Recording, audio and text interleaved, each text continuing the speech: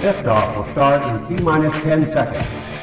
10, 9, 8, 7, 6, 5, 4, 3, 2, 1. We have ignition.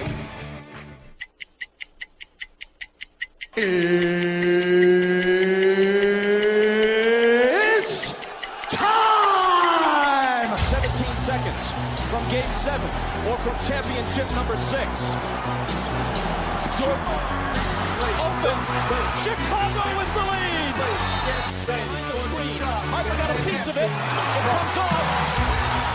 The Chicago Bulls have won their 6th NBA championship. Tying run at second, 2 out. Palmero over the head of Jenks. Uribe charges, throws, out! And the White Sox have won the World Series. To the far side around the 8-yard line to Hester. Under it and to the middle with the 15 to the 20, breaks free of the 25 to the 30, to the outside, 40, midfield, 40, 30 to the coast, 20, 15, Hester 5. Oh! Touchdown!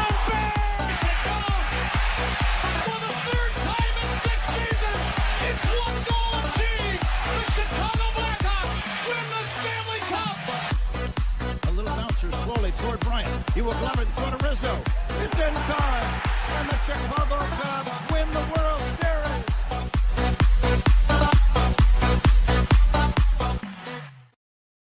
What up, what up, what up? Welcome to Shawn and Maya in the morning on this Hump Day edition.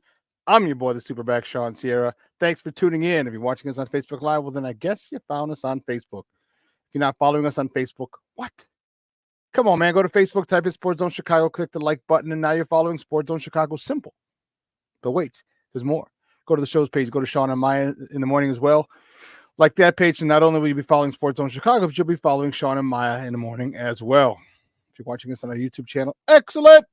If you're not subscribed to our YouTube channel, for real, come on, man. Go to YouTube, type in Sports Zone Chicago, click the subscribe button, and now you're following Sports Zone Chicago. But also click the notification button. That's the little bell right next to it, and that'll let you know anytime a show from Sports Zone Chicago is going live. Get it? Got it?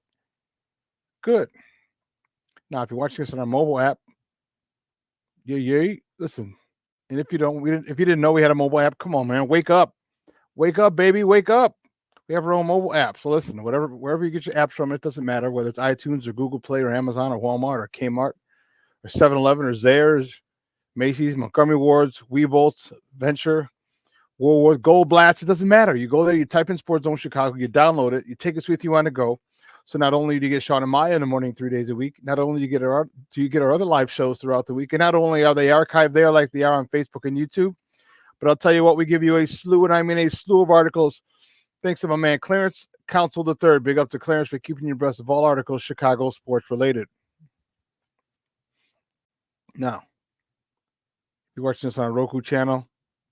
I like that kind of party, baby. If you don't know, you better ask somebody. Sports Zone Chicago, we have our own Roku channel. So if you have a Roku television in the house, do us a favor. Download Sports Zone Chicago's channel right to your television. Put it there next to all the big boys. Netflix, Hulu, Apple Plus, Disney Plus, Prime, Stars, Paramount Plus. Put it right there next to all the big boys. Man, the last episode of Power Book 2 is Friday. Crazy. But I digress. Put it there. Check us out on the big screen. Hell, run the big screen right, Mickey, Vicky, now. You can also tweet the show. You can tweet us at Sports Zone Shy, the THI, at Sports Zone Shy. Now, if you want to follow me, just me personally online. You want to know what I did? Let me tell you what I did. I made it nice and easy for you folks. Nice and easy. One handle for Facebook, Twitter, Instagram, Snapchat, and TikTok. All one handle at the Shawn Sierra. All right. Now we have a great show, but I need you to get interactive. So whatever platform you're watching us on, whether it's Facebook, YouTube, our mobile app, leave a question or comment on that platform. It'll come up here in the thread. We'll put it up on the screen. We'll incorporate it into the show. And that, my peoples, is what makes this the best morning Chicago sports talk show around. And that's you. So bring them all, baby. Questions, comments, smart ass remarks, because ain't nobody scared over here. I like The Rock said, baby, don't sing it. Just bring it. Let's see who we got in the chat, because the chat is jumping already this morning. Lord have mercy. I like this kind of party. My man Cornelius Squalls in the house. What up? What up? What up, sports zoners? Cornelius Squalls, baby. Thank you for tuning in. My man Armando Emeterio Lara Jr. He's in the house. Mr. Shorty is in the house. Shorty, what's up, Papa? Thank you for tuning in. I appreciate it. Michelle Walls in the Mickey Ficky house. Well, he says, what's up on a hump day, sports zoners? Yes. Off the Dub is in the house. What's up, Bear Down, baby? We started to look good. Yes, we are. Yes, we are. It just takes time. That's all. It takes time. King Booker World in the house. Good morning, Papa. Thank you for tuning in. So salute, chat, and Shawn. My man Brandon Schutz in the house. Good morning, Papa. Thank you for tuning in. I am doing well. Thank you for asking. Listen, I don't know a lot, but I do know this. More of the usual suspects will chime in as the show goes on. That, my peoples, I can promise you. That I know. Man, we had a good show. We got a great show today. And listen, here's what we have a lot to talk. We have a lot to talk about. And I'm looking forward to it. We got a little bit of Sox, very little. Got some Cubs. Got some Blackhawks. We got some Bulls. You see, I'm rocking my Bulls hat again, baby. I'm back. All right. And of course, we got some Bears. So we have a lot to talk. We're going to get into it. And, this should be the fun time for Chicago sports. Okay, this should be the time where all of our teams are playing. Okay, this should be it. Our Chicago Sky. Our Chicago Sky should be in the playoffs. All right. Our baseball team should be in the playoffs. Or at least the Cubs should have been in the playoffs. White Sox. I'm just saying in general, generally speaking.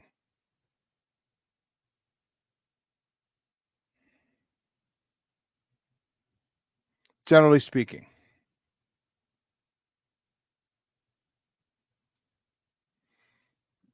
Huh. But we should have baseball going. We should have basketball and hockey kicking off. All right. We have the Bears in full swing, week number 5. All right. So, unfortunately, the baseball team didn't get the memo. They didn't get the memo, so they're not playing.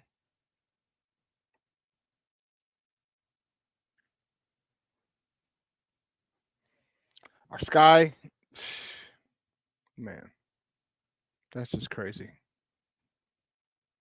Sky missed the playoffs. They didn't have much of a shot, not without Angel Reese gone for the whole season.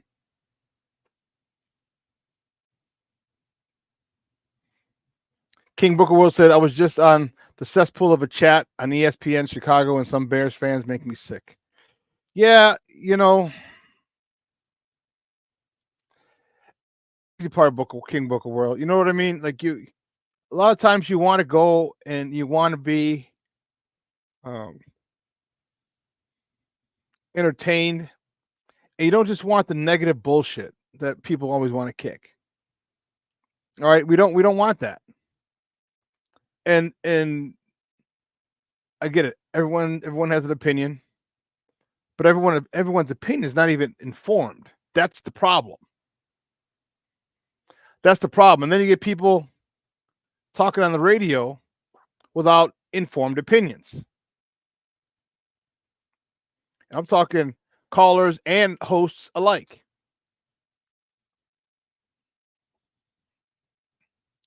But in this case, when fans come up and just say the dumbest stuff. Well, no, you know what? He had a bad game. Trade him. Really? After one game? Trade him?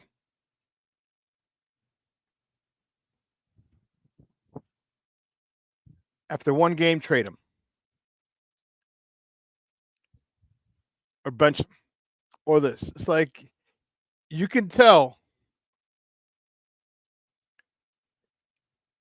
You can tell who's never played sports before, who's never been in organized sports. You can tell. Just people come up with dumb stuff, and people want to say stupid things just to be contrarian, just to be negative Nancy, because they know it gets in. They become engaging to other people, because people say it jumps in. You're crazy, blah blah.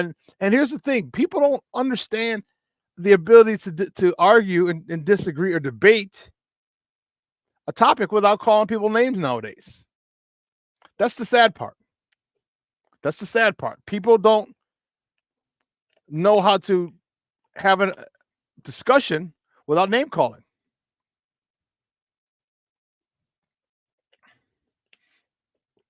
If you don't agree with their point, you're stupid, you're a clown, GFY, all these things. If you don't agree with their point, you're like, we see things differently.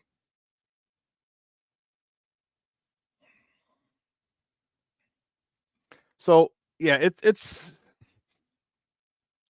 unfortunate. And people, again, people just want to think they're funny, and they're not. I hate to break it to them.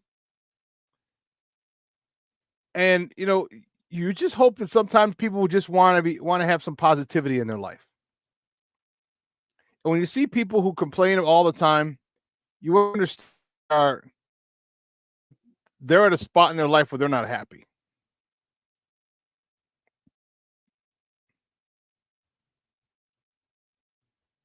What are you saying, King Booker World? Yeah, those are the Bayesian fans for that. Those are the Bayesian fans that, for the life of me, I don't understand the love that he gets.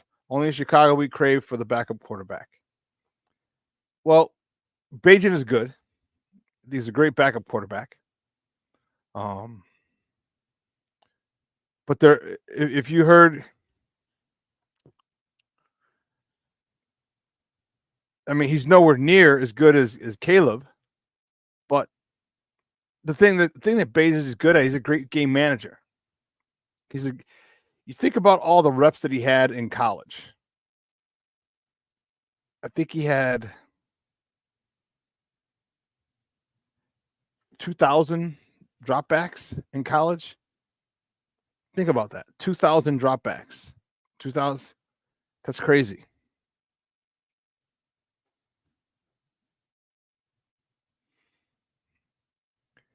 That's a lot. That's 500 dropbacks a year. That's a lot. So you think about it, you play 11, 12 games, you're dropping back 40 something times a game. You know what I mean? So yeah, I think he's a great backup. I like his story. His dad's a character, but no, definitely not better than Caleb. And people just say stuff. People just say stuff just to be stupid.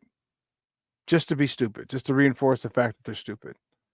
Like, listen, we all know people that are stupid. We do, don't we? We all know people that are stupid. That could be in our own family. Lord knows. Lord knows.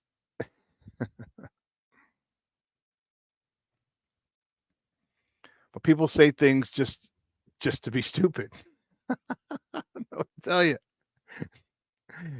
King Booker World says they hang their hats on the damn 4 games where he went 2 for 2, 2 and 2, 3 tutties, 6 ints, 6 picks. What do they see? And I see a good backup. Yeah, he's a good backup. He is a good backup, and that's all it is. But yeah. Anyway, so yesterday was this weekend. It's kind of, I know this is off sports a little bit. But there was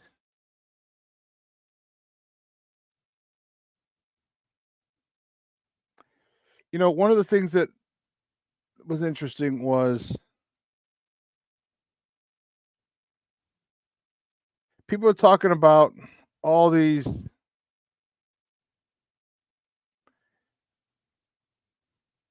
I shouldn't say this. There's a whole bunch of people now that are passing. A little off sports, but it was frustrating. James Earl Jones died. John Amos died, and then they're saying he died back in August or March or whatever the heck they're saying. I don't remember what they were talking about.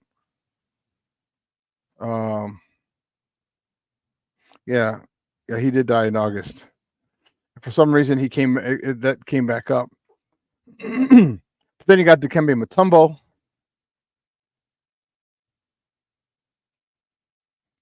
And unfortunately, Charlie Hustle. P. Rose. Now, I'm not sure where you stand on the whole Pete Rose thing. All right, he bet on baseball, and that was wrong.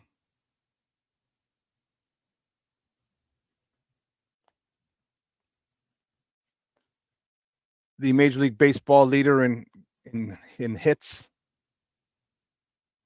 The dude was amazing.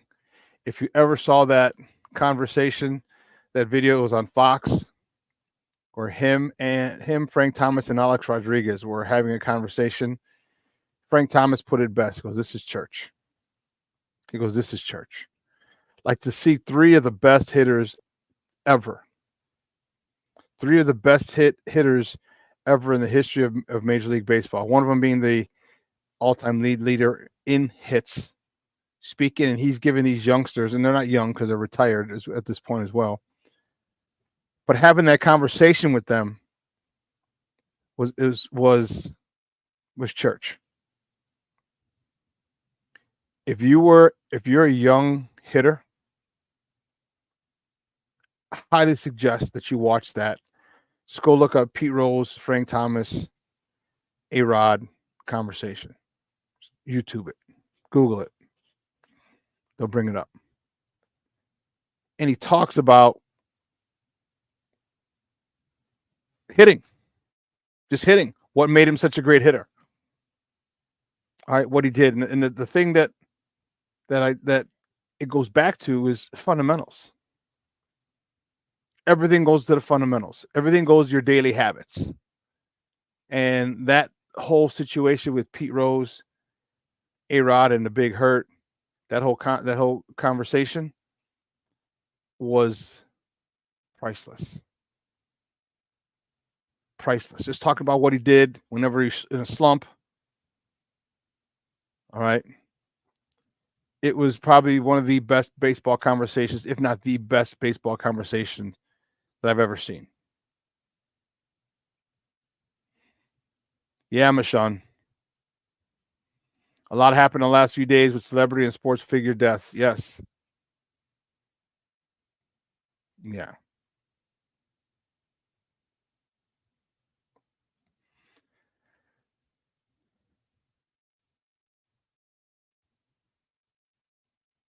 And King Booker World said that man deserves to be in the Hall of Fame. If that piece of crap Ty Cobb can be in there, there's no question about Rose. Yeah, I hear you. It's just, he broke a rule. And now for whatever reason, baseball decides to. I mean, they have that right. They have that right. Okay, he did break a rule, and that sucks. But I don't know. It's as you get older, and Junior and I have had this conversation many times. As you get older, it stinks. You know you're getting older when a lot of the people that you looked up to or rooted for or watched or supported are passing away. That's how you know you're getting older. And the one thing about time and tide wait for no man. And You know, when it's time, when it's your time, it's your time. You know, and so, and it sucks.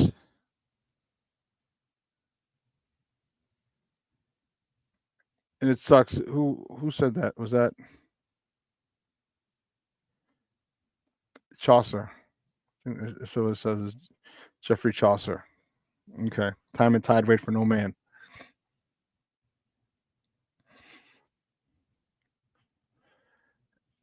Yeah, Junior, you're right. And also your former teammates pass away. Yeah, that's another one.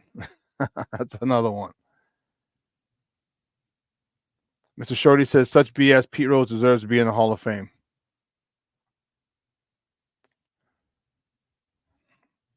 And it's tough. I don't know which. Some people are. And here's why. Let me say this. I think he deserves to be in the Hall of Fame, and here's why. In a country of second chances, okay? In a country of second chances, why Major League Baseball is standing firm on this, I don't understand. I don't know. I don't know, I don't know if I'll ever know. When you can get time at chance after chance after chance, time after time.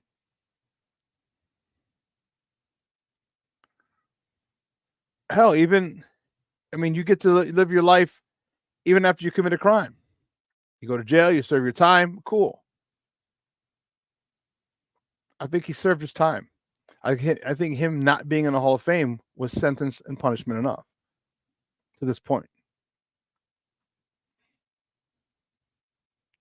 So I think that he should have been in the Hall of Fame. He didn't get a second chance. And why? You know, because there's so many people here, especially these altruistic, holier than thou people, when they're ever notice when people are part of an organization, they feel being part of that organization makes them feel that they're more important than they really are. Okay, you see it at churches all the time. I've seen it. Like I've met so many people. Like I'll never forget. I met a lady who at one of the churches that I used to go to, and she would read like she wouldn't have the first reading all the time. Sometimes she would, but she would do all the intentions and stuff like that. And oh my gosh, she just thought her shit didn't stink. She was holier than thou. I'm like, you just read. Like, you do realize that they could replace you in a heartbeat. Like, you're not the only person who can read. There's a lot of other people who pass hooked on phonics too, lady. But it's funny how that association with something gives you a bigger sense of value of yourself than there really is. And I think that, you know, I just think he should be in the Hall of Fame.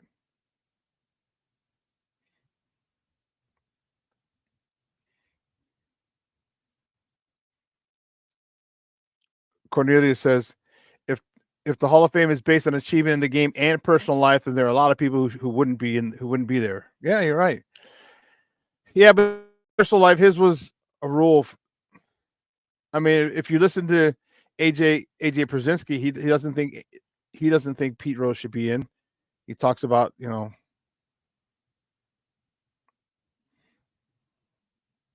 so it's interesting. We'll talk a little more about that as the show goes on. But what we're going to do, we're going to take a quick break. All right. Excuse me. On the other side of the break, we are going to get to the top of the morning topics. All right. So don't go anywhere, folks. Right here, Shawn and Maya in the morning on Sports Zone Chicago.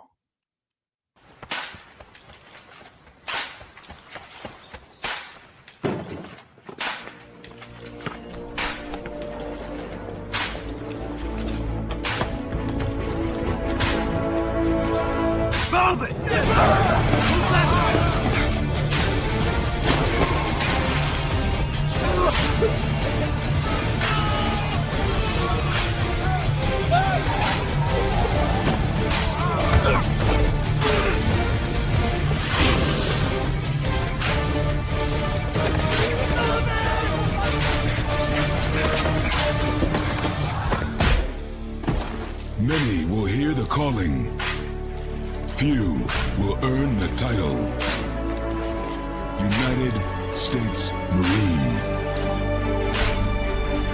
The few, the proud, the Marines. Hey, it's your boy, the SuperBack, Shawn Sierra, and be sure to follow Sports Zone Chicago on all social media platforms, on Facebook, Instagram, and our Roku channel. You can find us at Sports Zone Chicago, and on Twitter, we are at Sports Zone Shy. Also, be sure to download our mobile app so you can take Sports Zone Chicago with you on the go.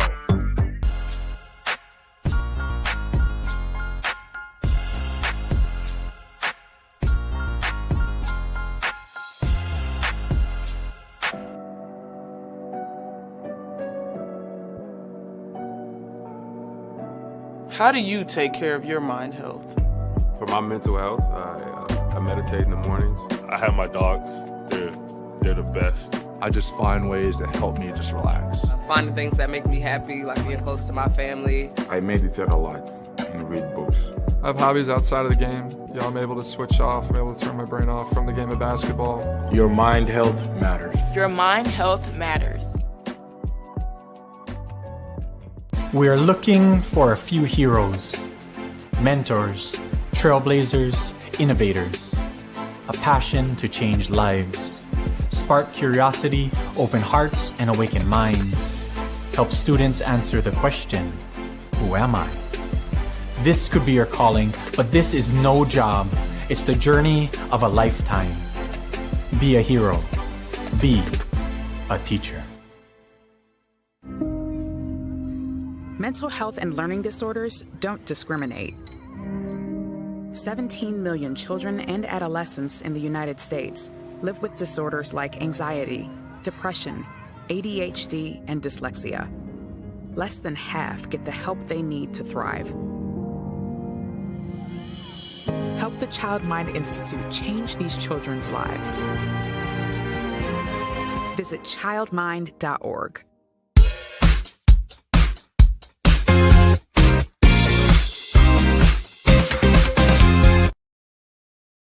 Everyone always thinks it's just about the money, but you were showing this last night at dinner. I thought it was so cool. It's how you made your choice. So I brought these. I saw them at the house, and I said, I'm bringing these to show KB. And there was a lot of reasons to choose Tampa, and I made about 18 criteria why. And there was things all the way from a salary, obviously, to the weather, to the facilities, to how great the players were. And ultimately, Chicago was a team, and I've never told that story before. They were very stealth in their recruitment. I was seriously considering them. But in the end, It came down to Tampa. Welcome back to Shawn and Maya in the morning on Sports Zone Chicago. A clip courtesy of Fox. That was Tom Brady the other day talking about Chicago was in the running. They were very stealth in their recruitment. How crazy would that have been? I somehow don't think Chicago, everyone is looking to jump at like, oh my God, Tom Brady. Yeah, I don't know.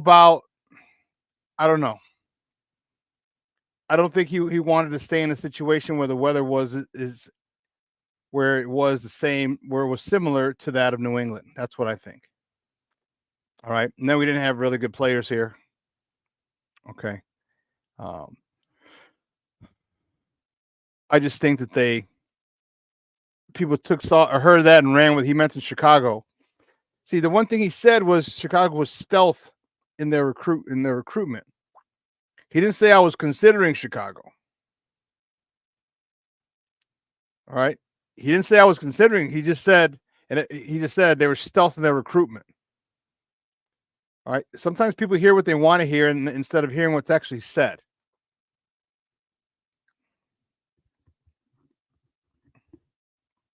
Well, King Book of World, what do you call bullshit on? See, Brady didn't claim he almost went to Chicago. He claimed that they were stealth in their recruitment. And everybody's like, oh, he almost came here. So, yeah, I just don't think he wanted to play in a climate that was similar to what he played in New England.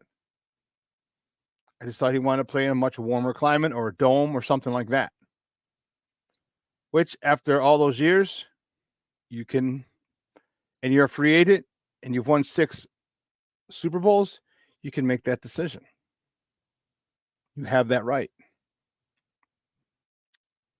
But anyway, it would have been great to see Brady in a Bears uniform.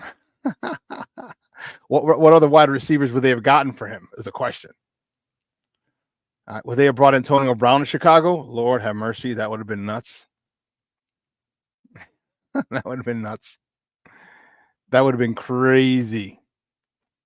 But anyway, let's get right to it, guys. You know how we do the first segment of every show. It's called Top of the Morning. It won't come just when you want it.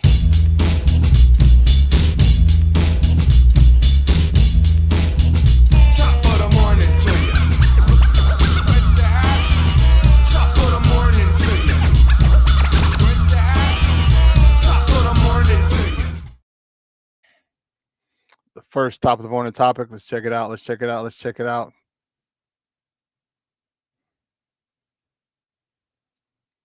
The Blackhawks, baby. The Blackhawks fall to the Minnesota Wild yesterday. 7. Ouch. 7-2.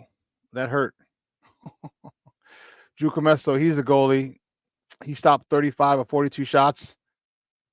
Dickinson scored his first goal of the preseason. Connor Bedard also lit the lamp for the first time. Andrew Jones and Nick Foligno each assisted. Those assists were on Dickinson's goal. Connor Bedard was a power play unassisted goal. Let me tell you, Connor Bedard, you could tell he's stronger. You could tell he's found the weight room, and he's not going to be a big muscle-bound goon or freak or anything like that. No, he's not. He's gonna get to the point where he's gonna be strong enough to sustain a whole NHL season, and he's gonna have to maintain throughout the season, of course. And where he's not gonna be pushed around. Yesterday there was some dude hit him kind of hard, and he checked him. He was pissed, and he checked him, and the dude just kind of muffed him because the dude was like 6'4". He was real tall, but the thing I liked about it was his passion. He wasn't backing down. And we've had superstars here in Chicago who were very feisty. If you remember Michael Jordan, okay? You remember Michael Jordan in those years with the Pistons, and you know when him and Reggie got into it, Reggie Miller, all right, or even him and God rest his soul. What was it? Anthony Mason. All right. He didn't back down at all. Anthony Mason was a big dude, if you remember. All right. And I like that. And I like it because of 2 things. One, it shows that our superstar is not a little sissy. Okay. It shows that he's feisty. It shows that he's willing to compete. And 2, the reason why I love it, it shows his teammates that. And if his teammates say, and if you're the best guy on the team and you're willing to stand up and get in someone's face and not taking shit from anybody, then you have to fall in line. You got to fall in line, because if our superstars is fighting back, we have to fight back as well. And that's a beautiful, beautiful tone. And I loved it. I loved it. I loved it. I loved it. This kid is going to be. He is special. He's going to get even better as his career moves on. Which is why I'm telling you, if you get a chance, get down to the stadium. All right, the UC, check out a Blackhawks game, because this guy is worth the price of admission. When I went to go see him their first preseason game last year, Jason and I went down there. Man, he was on the ice like 30 seconds. He had a rush. He got the ball. He got the puck. Man, that wrist shot that he flung at the net was something. It was a shot that it showed, one, I'm not scared. I'm not scared at this level. And I was like, I looked at Jason. Jason looked at me. We're like, damn, he came out shooting. This team's going to be really good.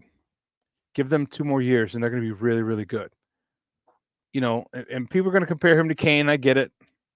Kane's 3rd year, he won the Stanley Cup. I don't think that Connor Bedard or this Blackhawk team is ready yet for that. Okay, so let's not put those comparisons. We haven't got a Jonathan Toews, okay, like Kane had. Another young captain type player who can do everything, playing both sides of the ice. But this team's going to be fun. This team is going to be really, really, really good.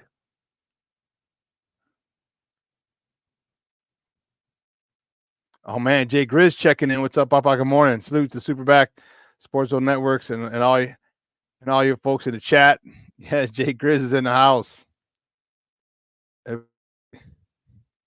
Plank is in the house. What's up, Papa? Plank, how you doing, baby? Thank you for tuning in. I appreciate it. Ann Moss is in the house. Good morning, gentlemen. Good morning. Patty's checked in. Good morning. Monica's checked in. Good morning.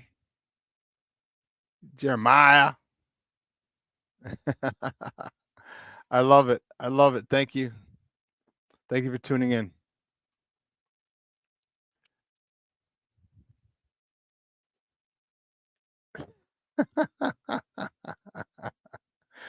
King Booker World says, might actually check out a few Blackhawk games this year. I suggest you do.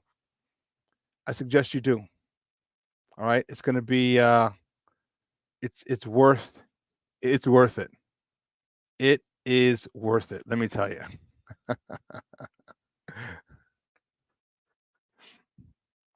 Mr. Shorty said, wait, what happened with Brady? I stepped away for a minute.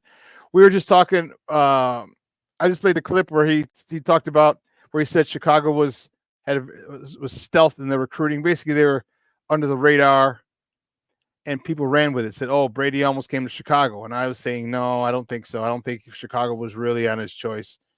I don't think he wanted. I think the biggest 2 things were the talent level that we had here, and plus the weather. I don't think he wanted to play in that type of similar weather that he just came from. So that's what you missed, Shorty. That's all. Nothing crazy. But anyway. Comment. Let's see. The next top of the morning topic. The Cubs, Jed Hoyer had a season-ending press conference yesterday at Wrigley. And yeah, he took accountability. He talked about, 283 and what? 85 and something seasons in a row, identical seasons in a row. That's 83 win teams, consecutive 80. Here's what he said. And this is according to Steve Greenberg in the Chicago Sun-Times. He said, this is Jed Hoyer, quote, the last 2 seasons haven't ended in the postseason. Obviously, I have to take accountability for that. Consecutive 83 win teams, we have to push beyond that. But in terms of the positioning this organization for success next year and success in the future, I feel great about where we are as an organization. I think the fans should feel good about it too, unquote.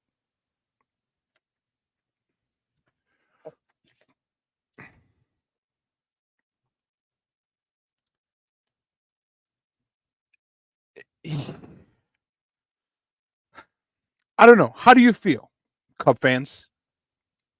How do you feel? This is your squad. This is your, all right, this is the team you root for.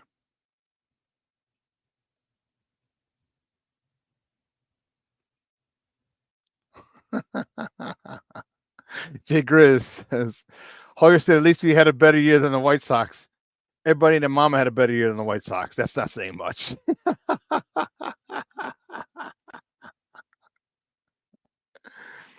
But what do you think? It was a disappointment. And if it wasn't for the White Sox, the Cubs would be getting a hell of a lot more shit a lot more grief than they're getting. Let's keep it a buck. If it wasn't for the White Sox and their horrendous season, there would be a lot more scrutiny and a lot more vitriol aimed at the Cubs. Okay? So you're welcome, Cub fans and Chicago Cubs. All right, we took a lot of the heat off you. Like Bobby Knight used to take all the pressure and the heat and the discussion off his Indiana teams, University of Indiana, Indiana University basketball teams. That's what the White Sox did. They took all the things off of, all the pressure off of the Cubs. King Booker World, you were in line. Park Districts had a better year than my Sox. You got to laugh. And then, you know what they did? They decided at least tie them. Like, don't be the worst. I know King Booker World, you're like, man. You're like, be the worst. But I'm like, they won 5 of their last 6 games. They swept the Angels when I was there. The last home game of the season. Then they go to Detroit. They lose the first one. It takes all the excitement out of it. Then they win the next 2. They win the series. I'm like, come on, man.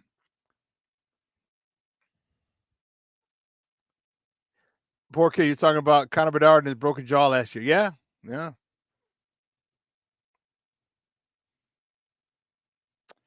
But there's a thing. Like Jed Hoyer, his biggest thing right now, you know, general managers have a thing. There's always their legacy. It's going to be tied to a couple of players and the direction that those players go. I think Jed's legacy is tied to Craig Counsell. I don't think it's tied to players right now. All right, you signed the best manager that you thought that was out there. That was common knowledge. You signed him for $8 million a year. Crazy numbers. I mean, that was for 5 years, $40 million for this guy. And you don't do any better than last year. You bring back most of the same squad. You re-sign Belger, got him a deal, 30, 20, $30 million this year, $30 million next year, 20 the following year with opt-outs after the first 2 years. Player options, I should say. You had Swanson, still had Happ.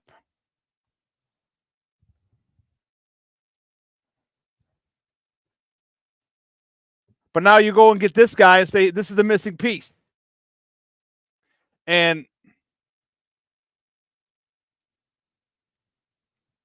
I'll say it again, coaching matters.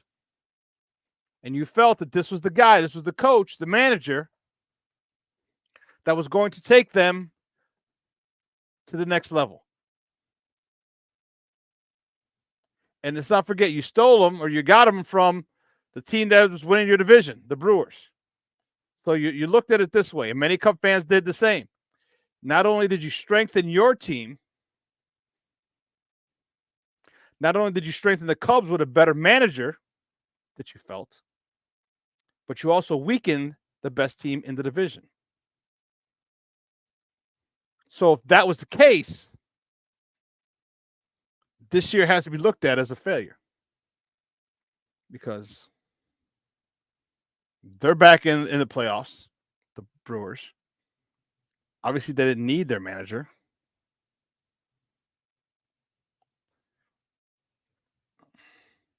And the Cubs are on the outside looking in again. So I like that. Well, I can't say that. I was going to say I like the fact that he came out to talk and ours didn't. But Chris Getz. Actually, we didn't hear from Getz. Our manager, our owner releases a statement. And here's the thing that bugs me. You know, we get access to the general managers and the coaches, the people who make the decisions.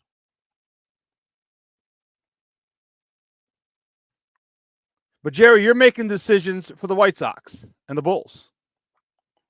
Specifically for the White Sox, since we're talking baseball right now. Why don't we get access to you? Why don't you come and talk to the fans since you make moves that affect this team? Why don't you sit down and talk? So here's another question I have. And I know it was started with the Cubs. Is there going to be a Sox Fest this year? Or are you still too cowardly? Are you still too much of a coward to face the fans and the media? Because the Cubs are already talking about the Cubs convention. They're already talking about it.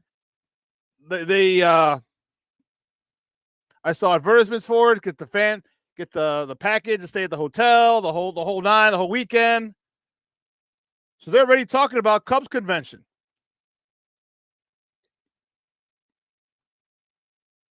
Is there going to be a Sox Fest? Or are you still scared?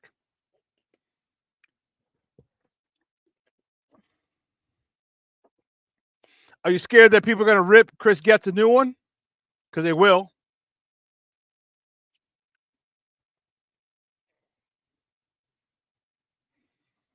They will rip Chris Getz a new one. They will.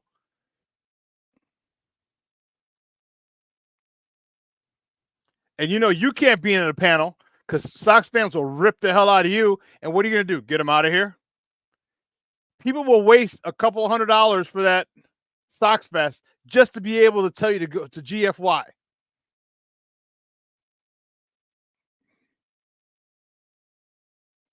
Believe you me, Sox fans will do that.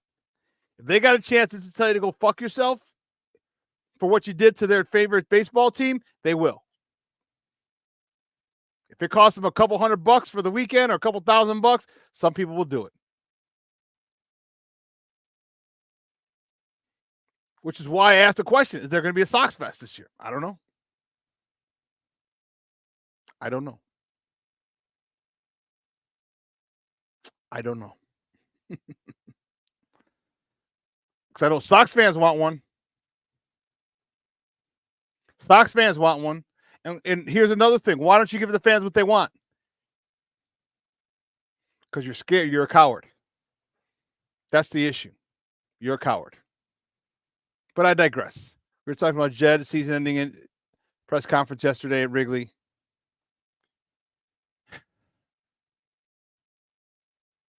Took accountability. But how much longer does he have?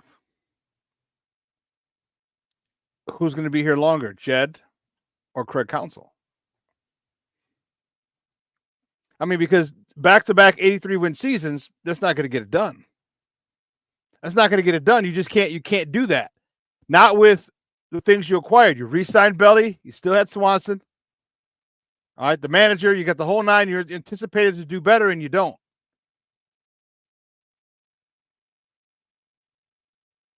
So how much time before Jed's seat starts to get hot? How much time?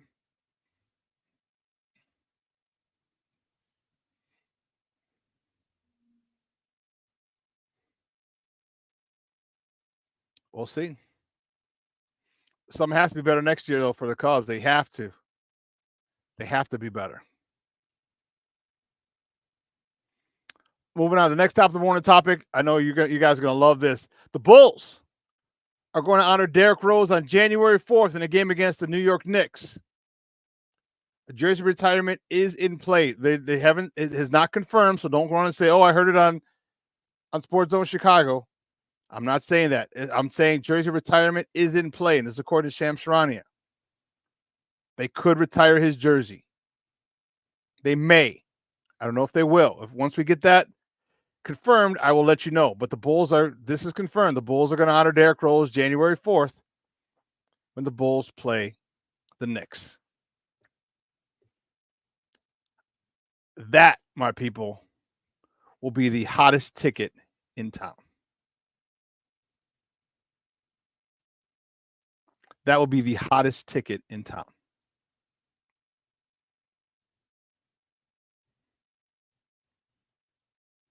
And unfortunately, unlike the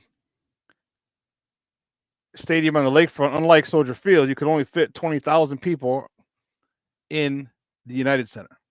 Only 20,000 people will be able to check it out.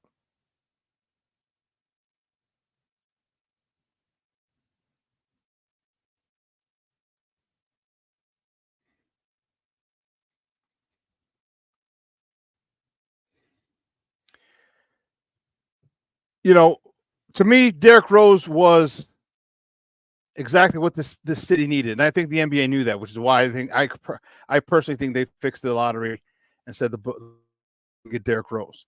It's all about money.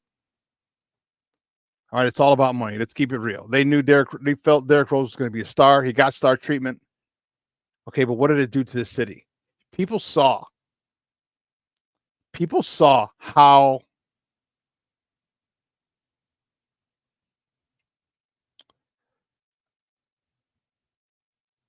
crazy. I was trying to think of a better word. How passionate and crazy this town was with Michael. Okay. And you got to remember, it's about money. And so when Chicago, your third largest market, isn't really into basketball anymore, it hurts the bottom line. It hurts the bottom line. People want to see the Bulls on national TV. They want to see them on Thanksgiving Day. They want to see them on Christmas Day. They want to see them on New Year's Day when they're good. And Derrick Rose was that guy. Derrick Rose was that guy. And the excitement that he brought back to Chicago basketball is unparalleled. You know, you had so many kids just idolizing this guy, a guy who walked the streets that they walked. If you're from the city, from the inner city, South Side.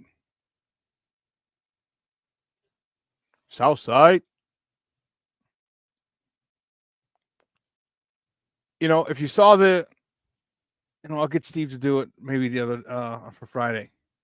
But if you saw the KG podcast where him and Paul Pierce are talking, and KG was just like beside me, he goes, although D Rose was quiet, he spoke that language. He spoke that language. And there's a language, and it had nothing to do with verbally. All right. When he said that language, he spoke that language, it was the way he played. Like you could tell Derrick Rose was fearless. Fearless. KG also said, he goes, D Rose actually felt like he could beat our Celtic team by himself. He was just that series was insane. If you recall, 7 games, 4 or 5 of them went to overtime. That series, and KG was just like, man. He goes, and he said he felt helpless. KG said he felt helpless because he was hurt. He said, but he said he was giving it to Rondo, and the Bulls rightfully should retire his number. They should. What he did for that franchise. Shit, how many Chicago Bulls 1 jerseys are still walking around? Still walking around. This kid was it, man. He was it. One of the most humble kids you'll ever meet.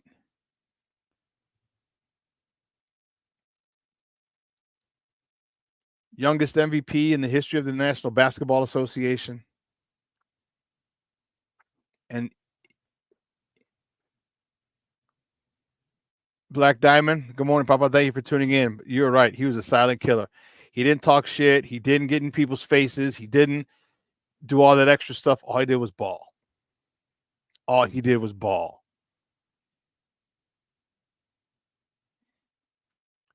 But that's the question, Black Diamond. You said get that man in the Hall of Fame. Is Derrick Rose a Hall of Famer? That's a tough one. you know, I was producing the Smoke Fellas podcast on Saturday morning. Make sure you guys should check that out. You would like it. Jay Grizz checks in. Black Diamond, Shorty, Shawn, check out the Smoke Fellows podcast on Saturdays. And one of the guys, DY, the resident DJ, he said, if you look at his numbers for a career, he's about, there were only 3 seasons where he averaged over 20 points. Okay. Other than that, his numbers were on par with Kendall Gill. And no disrespect to Kendall Gill, he's a friend of the program.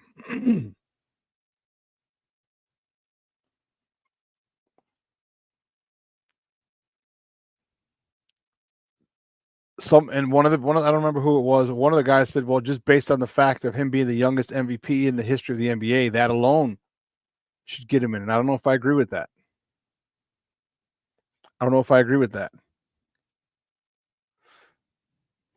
Because one of the guys brought this point up, but I was well aware of this point, even though they brought it up, that every single MVP in the history of the NBA has gone to the Hall of Fame. Every single one. Every single MVP in the history of the NBA is in the Basketball Hall of Fame. Cornelia says, as much as I love Derrick Rose, he's not a Hall of Famer.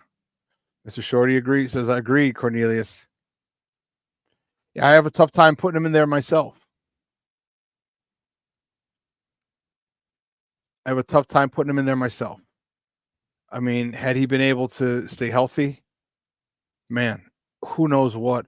But I mean, and one of the things that the Smoke Fellas did, they had a little poll.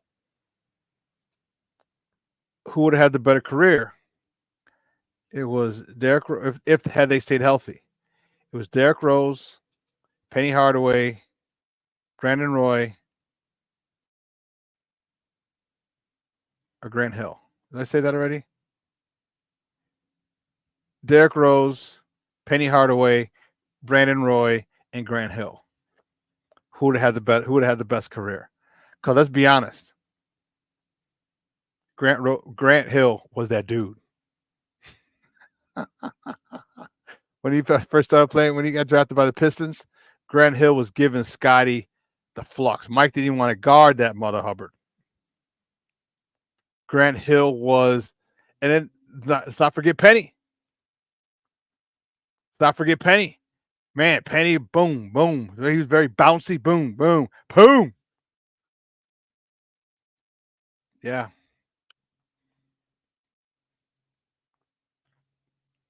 But I digress. The Bulls, January 4th, are going to honor Derrick Rose at the United Center. I would love to be in a building for that game. That would be amazing.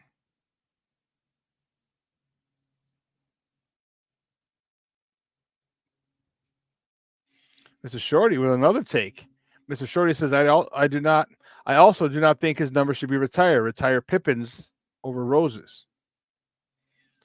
Yeah, well, Pippins is going to be overshadowed because he was Robin. He was Robin, Jordan's Batman. Derrick Rose was Batman. All right, Derrick Rose was Superman. Okay. See, Scotty was the second fiddle. He played second chair. I hear you. I hear you, Shorty. I do. And I get it.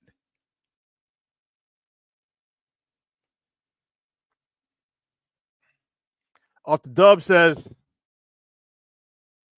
is there 6 rings here without Pippen? Hell no. Hell no. No. There aren't 6 rings here without Pippen. Nope. Nope. Oh, Mr. Shorty said he's checked the Smoke Fellas. He loves those dudes. I'm telling you, The reason, check out the Smoke Fellas. It's like you're in a barbershop, like you're just talking ish with your boys. Great, great show. Make sure you check it out every Saturday, 11 a.m. to 1 p.m.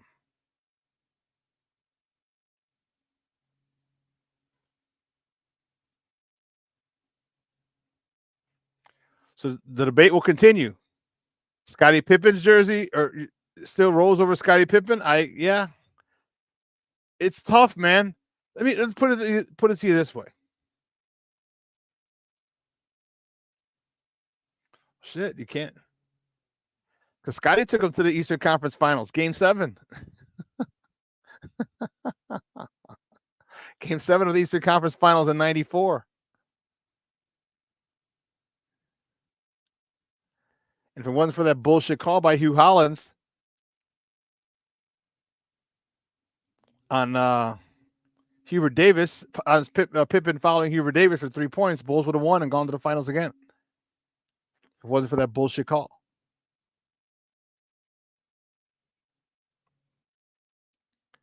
So I can't even say Scottie didn't lead him to the Eastern Conference Finals because he did. But here's the thing. Pippen was nowhere near. People are here. There's a couple reasons people are deifying Derrick Rose. One, he's from Chicago, hands down. That's one of the biggest reasons. Kid in his hometown doing his thing. But two, we were so starved. We were so starved as a basketball city.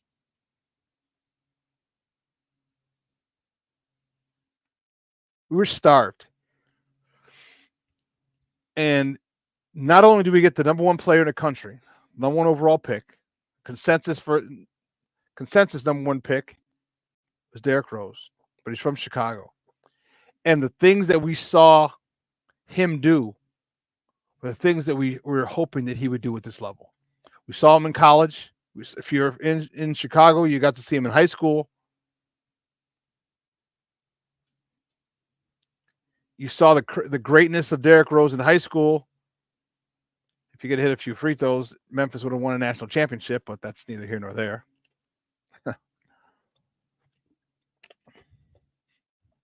All he had to do was hit one of those free throws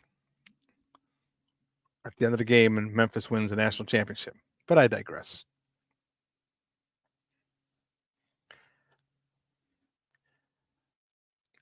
I think Scottie's number should be retired. I think it will be, but I think it'd be after Derrick Rose. But what I was saying is the excitement. It was Chicago's very own. He brought this basketball city to life because it was dead. Who do we have? Ron Mercer? We had like Ron Mercer. Come on, dude. John Salmons.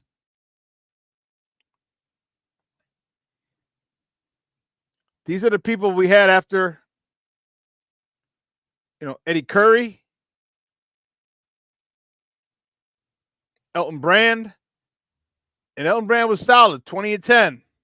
Just wasn't exciting. D Rose was exciting. D Rose, was exciting. And not just the Chicagoans, everybody.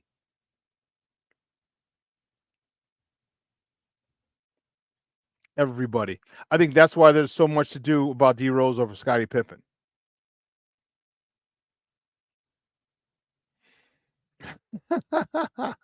Off the dub. That was great. He says, ooh, when Scottie Pippen took Ewing's head off and then told Spike to shut the fuck up. He said, sit your ass down. Or sit your ass and sit the fuck down.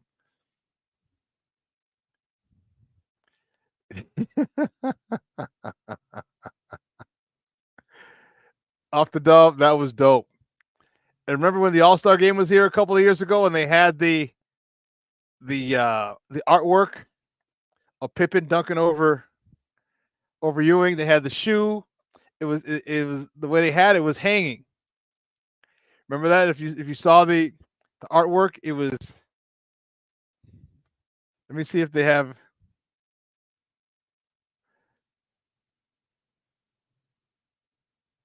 Let's see if they have it. Dunking on Ewing. No.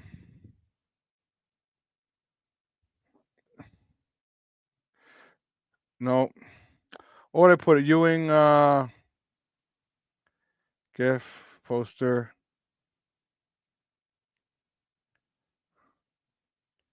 Artwork.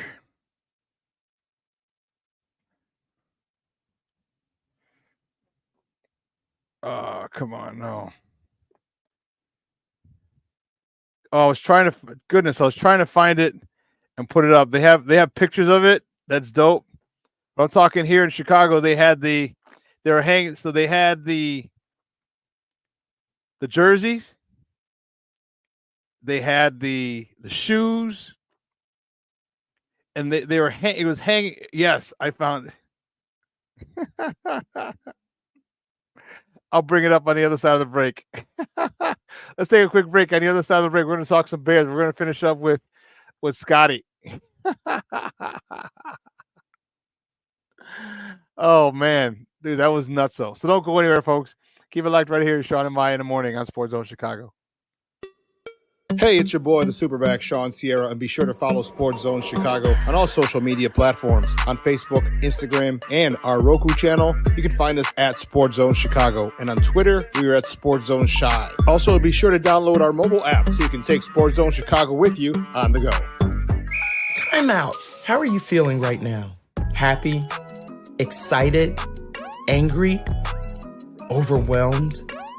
One of the best things you can do for your mind health is to name what you're feeling. It can sharpen your awareness and help you talk about your feelings with someone you trust. Here are 3 questions to ask yourself. Where are your thoughts right now? In the past, the present, the future? Do you notice any sensations in your body? Is your heart beating fast? Is there a flutter in your stomach? Or are you fully relaxed? What do you need right now? Time with others? Time to yourself? Remember, there's power in this awareness. So find ways to identify what you're feeling today.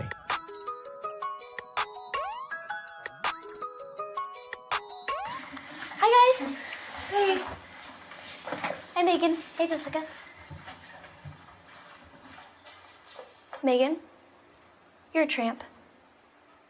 Brian Fitch told me you guys made out. Everybody knows. He said your breath smells like garbage.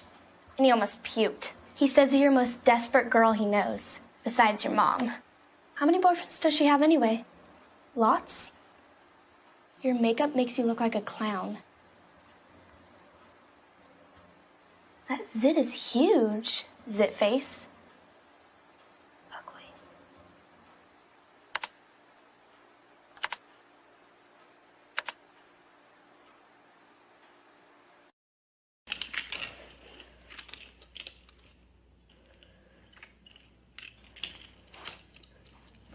Hey, bud, what you doing? I'm playing with cars.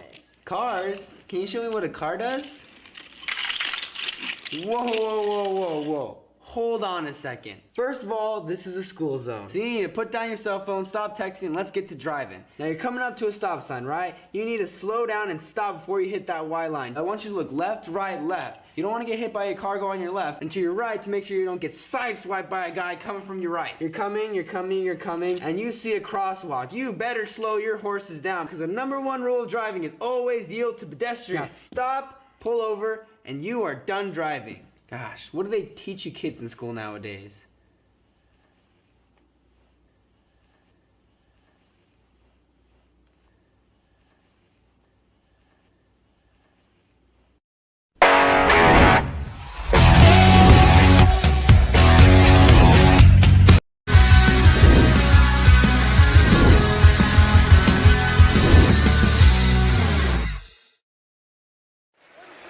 Seconds left, second down for Williams. Pressure was coming, and he got it to DeAndre Swift. Oh, this looks like what he did in the preseason.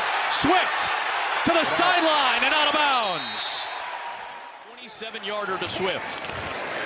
Williams gets hit by Verse, stays up, on the move. Got him. And he connects with Swift, who dives ahead near the sticks. They'll mark him out of bounds to stop the... Cairo Santos missed his first field goal of the season last week from 56. Otherwise, he's been excellent. And that continues. Continue with the field goal fest. Yeah. Pressure coming. Stafford got rid of it fast. Faster than he wanted to. Incomplete. It's 4th and goal. Welcome back to Shawn and Maya in the morning on Sports Zone Chicago. Those clips courtesy of Fox. Those are good guys. Our Bears this past weekend. So we were talking about the Bulls and the retirement of Derrick Rose's jersey. People were saying, what about Scotty? And we got to talking about Scotty, and off the dub talked about his dunk on Ewing.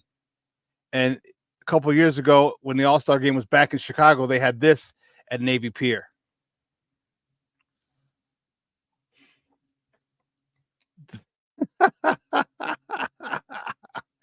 That was dope.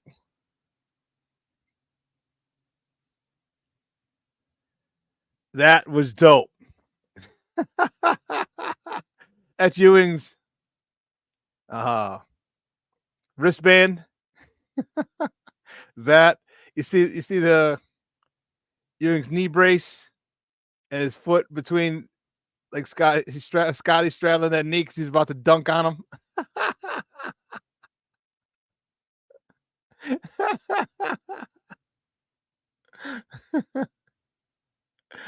Oh my goodness. That's awesome. That is awesome. What else? That's dope. That was dope. I saw that. I'm like, oh, NBA throwing shade. But they know, here's the thing. Know your audience. Know your audience. And you knew that you're in Chicago. You knew that would be popular as all get out. And it was. And it was. Let's finish up one more top of the morning topic before we move on to our Bears. Yesterday, a new sports channel was launched. Chicago Sports Network began its operation yesterday. This is the new home of the Sox, Bulls, and Blackhawks. You see some new faces and many familiar faces. All right. Ozzy and Chuck will be over here doing Sox pre and post game. Jason and Kendall will be over here doing pre and post game for the Bulls. And yesterday there was also a Blackhawk game, so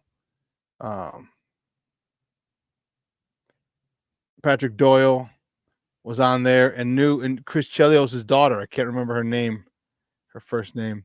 She was doing the pregame as well for the Blackhawks. So, like I said, some new faces, but many old faces, many familiar faces in there.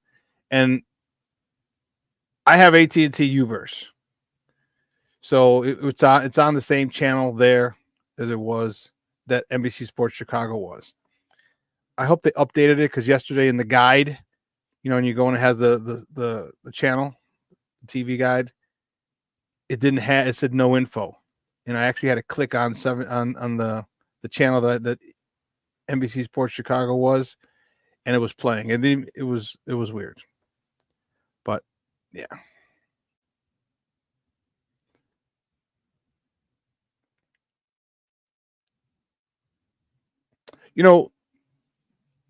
People are talking about, obviously the conversation about Caleb is never ending. Okay. And again, guys, you know that Justin was my guy. Okay. But it doesn't stop me from giving you a clinical assessment of Caleb. Okay. I think Caleb is doing well. I think he's probably right where he should be. I think there's a hell of a lot of room for improvement. I think we've seen some flashes of him being a great quarterback. Okay. The only issue is the situation with the offensive line. If you're able to give him time he can do some good things. I feel that Caleb was rushing a lot. I think Caleb was pressing. I think he wanted to make a big play. I also think Caleb has learned. One, don't try and make the big play. You're not ready yet. Two, the speed of the game. You can't be trying to outrun these defensive linemen. They're quicker than you saw in college, bigger, stronger, faster. All right? Get the ball out, live to play another down. We've all seen him make some really, really, really great throws. We've seen him miss quite a few throws. Okay? We've seen him miss quite a few throws. The one thing that I will say is this. I love the fact that when he missed a few throws, he missed DJ on that one where DJ took an inside release and it looks like he slowed down, because DJ took a total accountability for on Monday. He went over to DJ and Keenan Allen, sat him down, and had a conversation. That's leadership. That's leadership. A rookie sitting down two veterans, one probable Hall of Famer in Keenan Allen, sitting them down and saying, hey, here's what let's do this. Let's get on the same page. That's leadership. So sky's the limit for Caleb. All right. But then again, that's never been in question. Okay. One of the things that we're not seeing, and I think a lot of it has to do with the offensive line, is throwing the ball deep. We're not pushing down the field. We're not the vertical. We're not stretching. But you can't expect that. I'll tell you what, DJ Moore is frustrated. If you ask me, in my opinion, he's frustrated because he's not throwing the ball downfield to him. But you can't throw the ball downfield. You don't want that to be the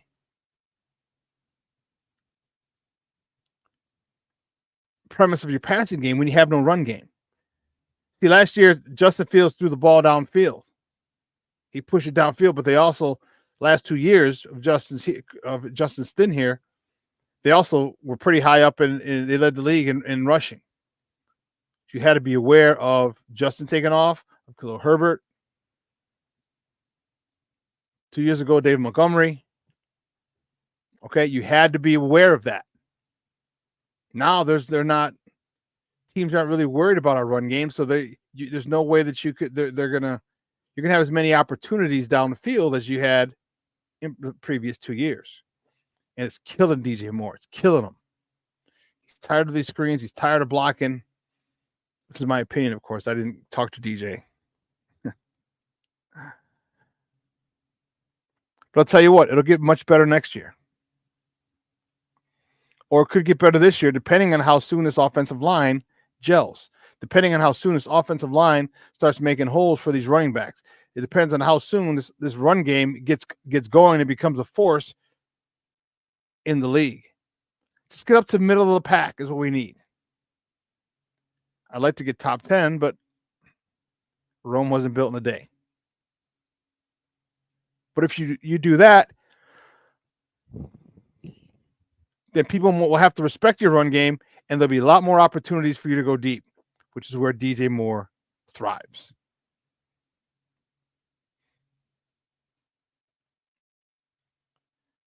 You know, people are talking about Jaden Daniels, and rightfully so. Let's not get it twisted. All right, my guy, Coach T, we'll try and get him on next week.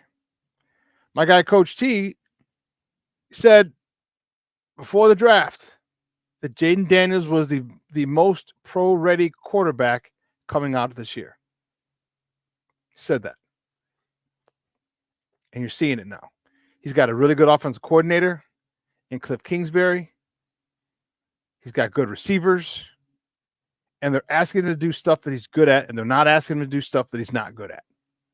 Crazy idea, huh? Crazy idea. In other words, he's being put in a position to be successful.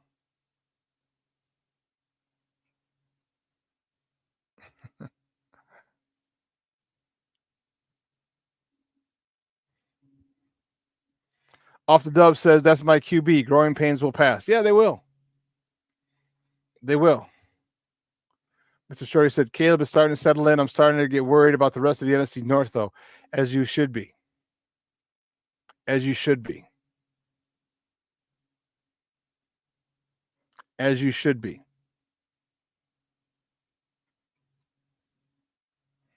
Minnesota's no joke. Detroit is no joke. Detroit's the defending champions. Of course, they're not. They're no joke. Minnesota's undefeated, and Green Bay is looking strong.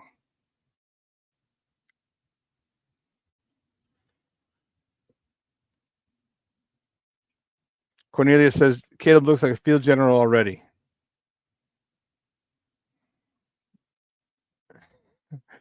Tell that to Jane Daniels salad tossers. Shorty, stop being so. Maybe it's the Italian in you, bro. You're just too fired up. Jane Daniels is good. You can't deny it. You can't overlook it. Just because Caleb's your guy, don't be so blind to the fact that you can't express or acknowledge the talent and the productivity of somebody else. All right. And Jaden Daniels, salad tossers, as you call them, have every right to talk all the shit that they want because he's playing well. His efficiency is there. All right, we all saw the last touchdown to Terry McLaurin. That was unbelievable. It's like he just dropped it right in the. No other place could he have put that ball. With the DB all over Terry McLaurin.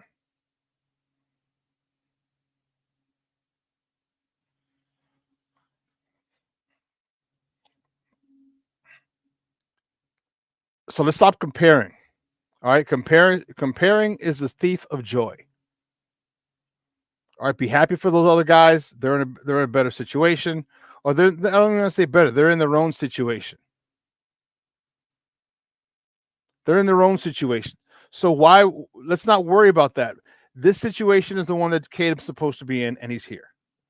Now you want him to be. See, the problem comes when everyone talking all that shit. That's the problem. Everybody talked all that shit to Caleb is this, Caleb is, second coming of Jesus walking on water. And then he's having his struggles. You were talking as if he's going to come in and be a Hall of Famer immediately.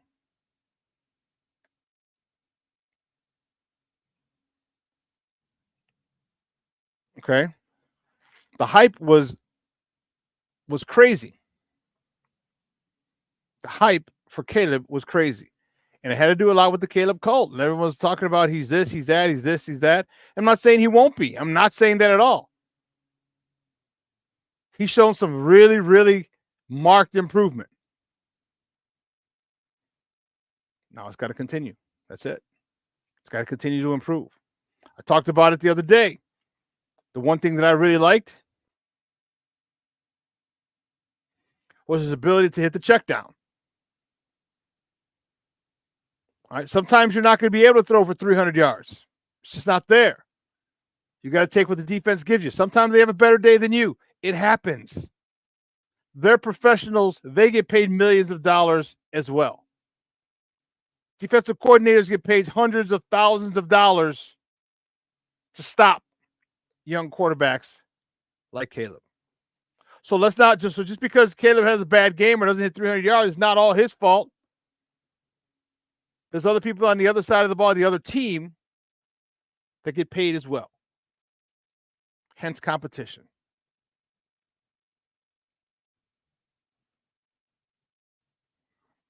Black Diamond says, hey, Shawn, Jaden's my boy, but want to see him against our defense. That will tell me if he's really NFL like that. I hear you, bro. I hear you. When you get pressure from the middle, Gervon Dexter, three sacks in 4 games. If this progresses, he's going to have double-digit sack, 12 sacks. Isn't that what we wanted? Isn't that what we wanted? Didn't we say if Gervon Dexter takes a step forward, this defense will be dominant? Well, guess what? Gervon Dexter is stepping forward, and this defense is dominant.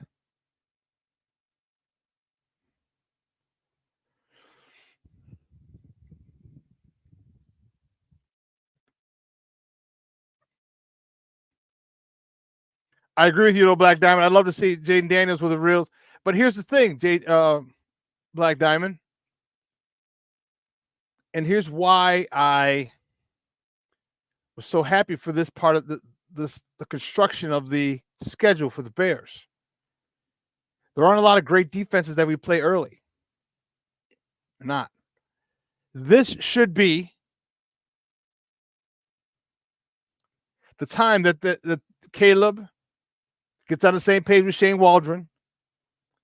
Caleb gets on the same page with DJ Moore, and Keenan Allen. Thank God he's back. And Roma Dunze. Get this offense humming. Because what you talked about, Black Diamond, you want to see him against a real defense, which intimates that the defenses he's faced haven't been very strong, and they're not. But what has that done, though, Black Diamond? All his success to this point. You know what it's done? It's given him confidence.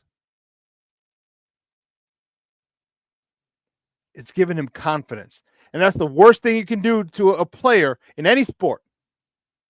Hell, a person in life is give them confidence. Because when they compete, they'll be able to compete at a level that you or they probably didn't think that they could compete because of their confidence.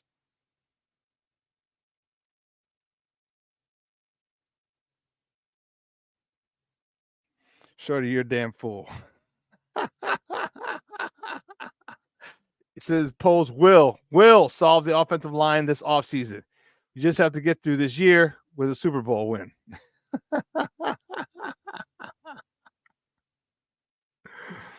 Black Diamond says, starting this Sunday, we should get our groove back. I think we got our groove back last week. I think we got our groove back last week, Black Diamond. And here's why.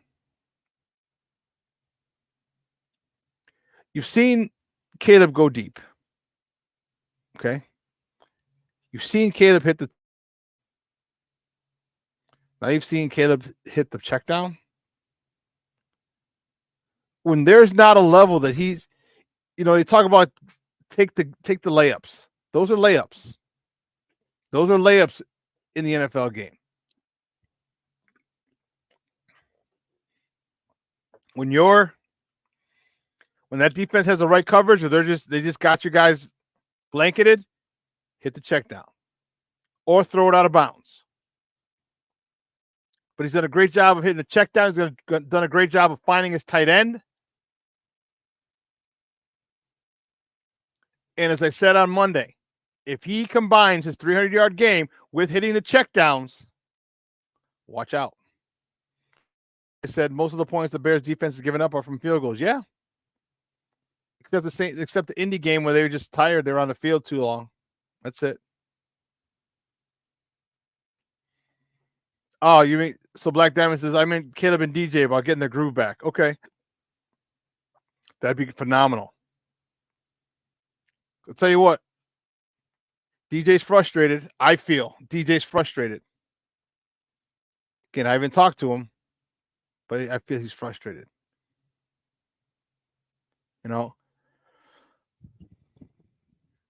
I had 1,300 yards, 4 games without my number one quarterback. I still had 1,300 yards. He averaged about 50 yards a game those 4 games that Tyson Basin started. He averaged about 50 yards a game in those 4. Imagine if that was 70 or closer to 80.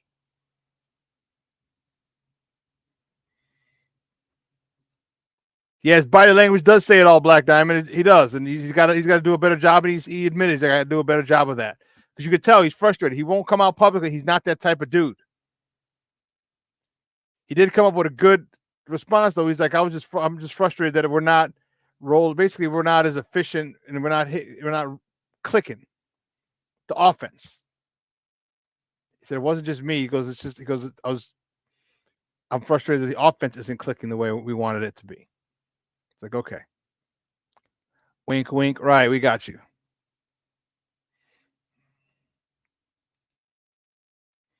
More like Shane Waldron get on the same page with Caleb. Yeah, but let's talk about that. I agree. But listen, there are a couple things that if you take that, if Keenan Allen catches that first touchdown pass week 1, this is a different story. That's by Caleb, literally right through the hands of Keenan Allen, who's across the goal line. He catches it, drags his second foot as he goes out of bounds, the side of the end zone, touchdown. There's another drop touchdown the week 2. So things are there. Things are there. We have the talent there. We have the coaching there. And remember I told you, give me 4 weeks. Well, we're at 4 weeks, and Shane Waldron has adjusted each time. Black Diamond, let's see. Black Diamond says, let's see if Waldron can build off this past Sunday because I've seen OCs regress instead of progress. But what you see from Shane Waldron is progress every week. All right.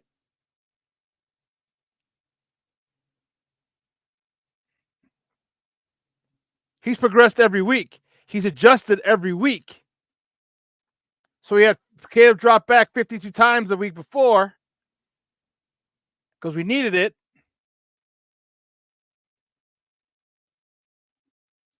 And this time he said, okay, we don't really need it that much. And he pivoted.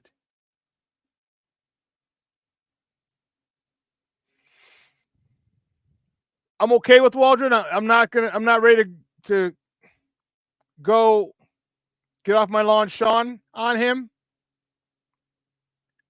I think he bought himself a stay of execution.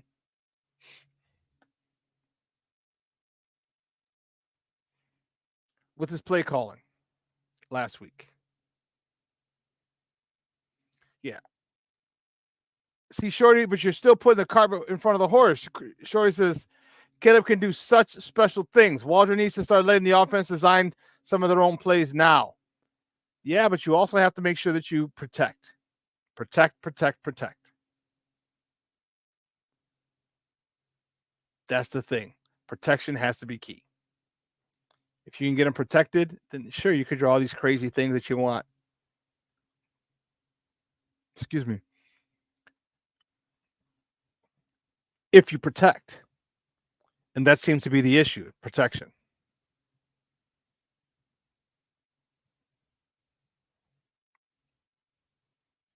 You know, you look at Braxton Jones. Braxton Jones having a very difficult time with the bull rush again. He had a difficult time with Jared Verse. That's the kind of edge rusher I want us to get next year. That's the kind of edge rusher I want.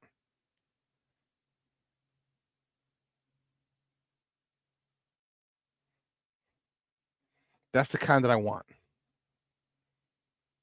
But I'll tell you what, I'd pass up an edge rusher like that if we can get a stud offensive lineman, a stud center.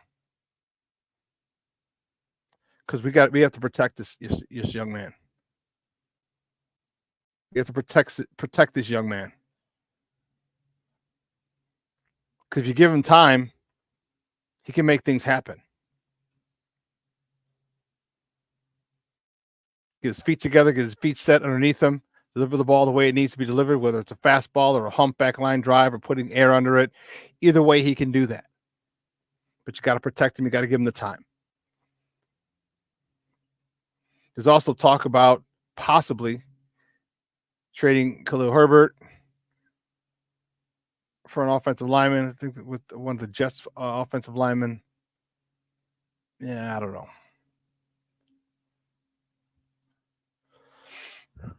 You know, I'm really disappointed in Tevin. I really thought Tevin would be a lot better, a lot more consistent, seeing this is a contract year for him. See, he did just have a child in the offseason. I really thought he would be a lot more dominant than he is.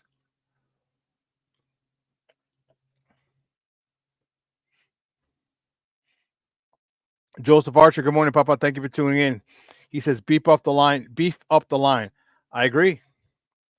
You got to get him protection. All right. I told you on Monday, why not give Doug Kramer a shot at fullback? I mean, at fullback. He was at fullback. Why don't you give Doug Kramer a shot at center?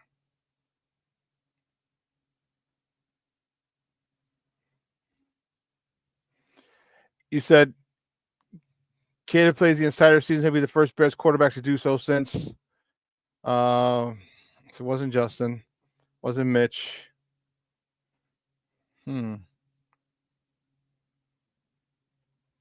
Kyle Orton.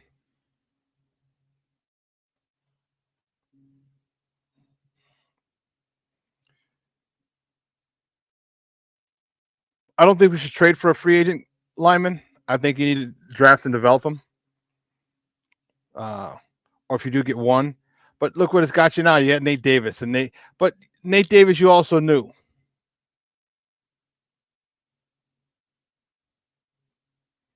You also knew what you were getting. You still signed him. So that's on you, Poles.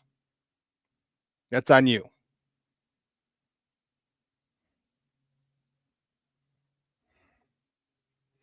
Joseph, what do you mean? Joseph says, what's wrong with Doug? Do you know Doug Kramer? The center? Is that who you're asking, Joseph?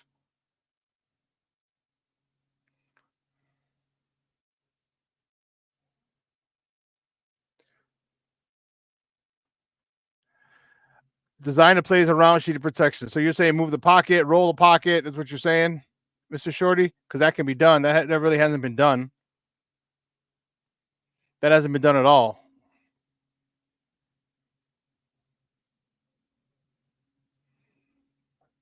Move the pocket, roll it around, cut the field in half, have levels, short, intermediate, deep,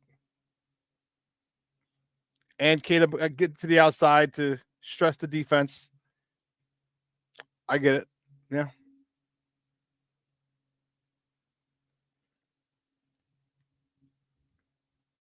Why Shane hasn't done that, I'm not sure.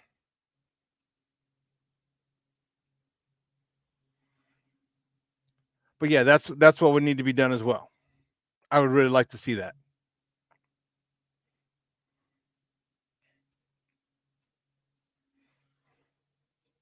I'd really like to see that.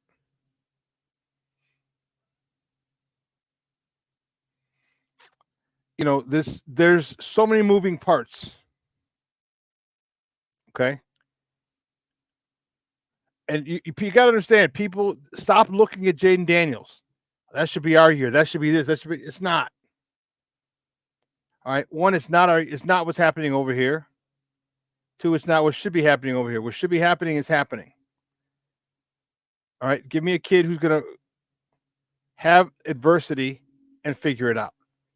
Give me a quarterback who's going to go through rookie adversity, figure it out, and be better on the other end for it. Because Jaden Daniels got to hit some adversity sometime soon. And let's see how many people are on him at that particular point. Because you're gonna have other people. Oh, I knew it. Caleb's better. You know how they're gonna be. But let's stop trying to compare what someone else has and just worry about what we have. Be happy. What did we talk about? What did I talk about last week or on Monday, last show? It's all about perspective. You can be happy for what we have. You don't have to be jealous or hate what someone else has.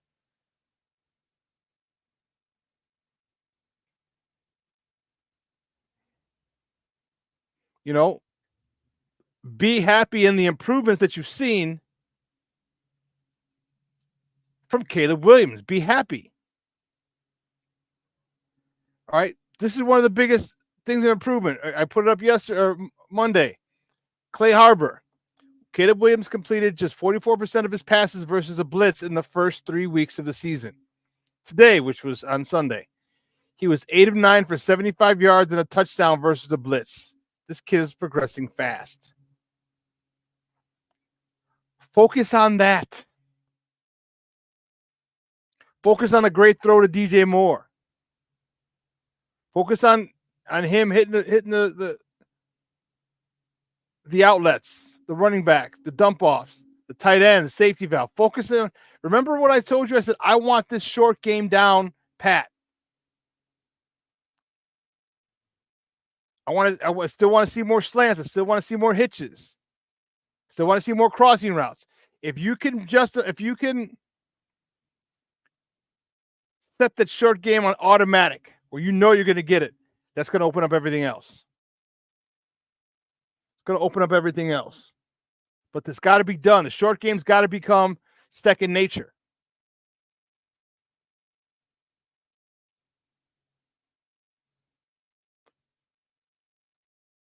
Joseph Archer says, yeah, Shawn, I was talking about Doug Kramer. Why isn't he playing center? That's a great question. We need to ask Chris Morgan that one.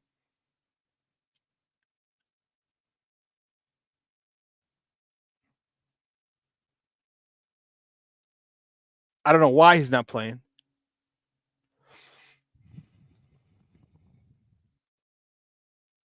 You're funny. Mr. Shorty says, someone needs to remind Waldo, he means Shane Waldron, that Khalil Herbert is a great change of pace back. Yeah, and he's a good running back, too. Let's not get it twisted. He's a good running back.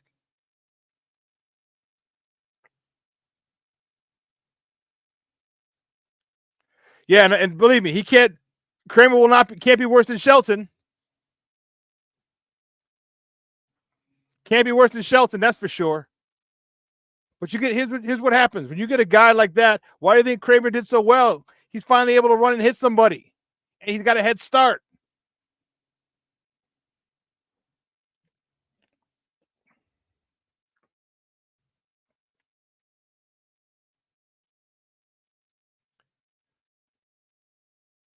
This offensive line needs help. If we can figure this out, watch out.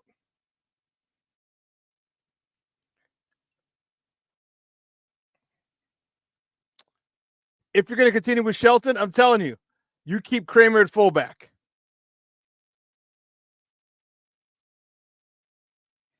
Keep Kramer at fullback because it set the tone. Remember I've said it plenty of times. If you've watched my show, you know how I feel. Set the tone. Down, down, kick. You could listen, you have a 310-pound guard center with a head start. No linebacker is going to be able to deal with that just off of physics alone. You could be you're starting at the same spot. You meet at a spot. He's 60 pounds heavier than you. Guess what? You're probably going to lose. Despite your strength and your speed and your explosion, you're probably going to lose on mass alone because he's bigger. Keep that combination in there. Keep center or Kramer at fullback if you don't start. Give him a shot at center, and keep Roschon Johnson in as a running back on short yardage downs.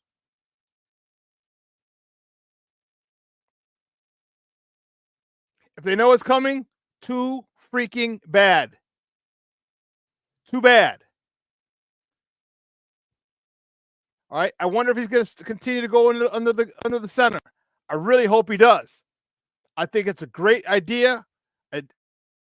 The mesh point, it helps confuse the defense with his back turned to the defense. I love it. Shorty says, thank you, Clay. I know, Caleb's your guy, Shorty. I know.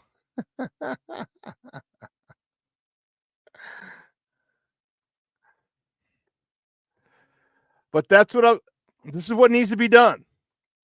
Okay? And I think in this game, we'll talk a little bit more about it on Friday. But I think in this game, you need to come out and you need to beat the dog shit out of them. I think we need a Mike Tyson in the late 80s type of start.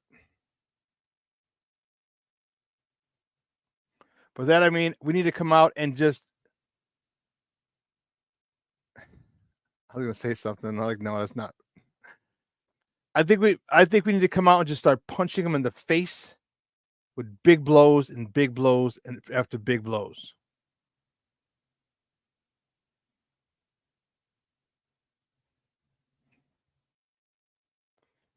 I think we should not take our foot off the gas until we're up 35 points.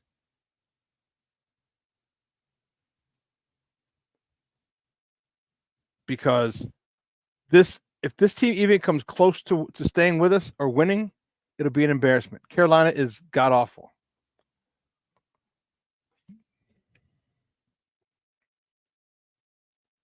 Carolina is god awful.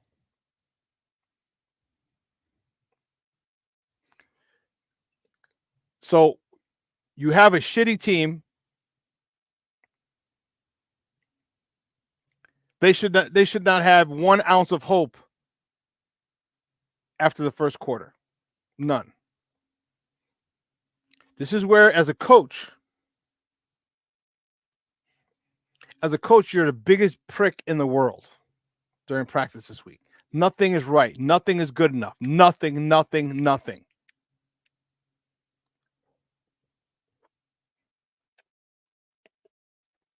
Attention to detail. Because let's not forget, Carolina, they got professional players on their side, on their team too. They got pro athletes, they got millionaires, they got studs on their team too. Let's not forget that.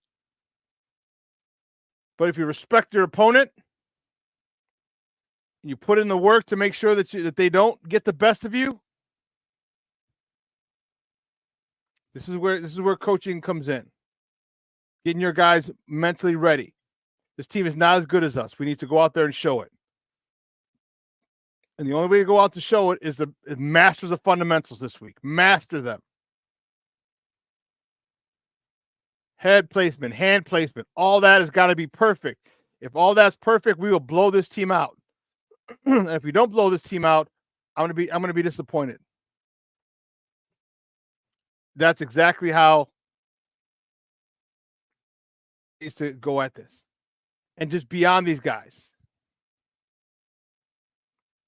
Just be on them. Be on these guys. Nothing's perfect in practice. Nope, I need this better. Nope, I need this better. Nope, I need this better. Nope, I need this better.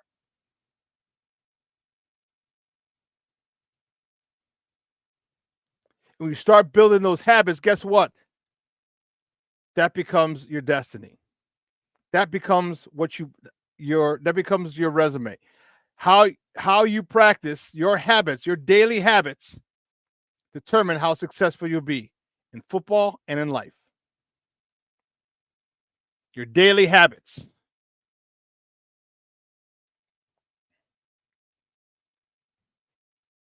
So let's get this. Chris Morgan needs to do one hell of a coaching job. Matt Eberflus needs to do one hell of a coaching job. Shane Waldron needs to do one hell of a coaching job.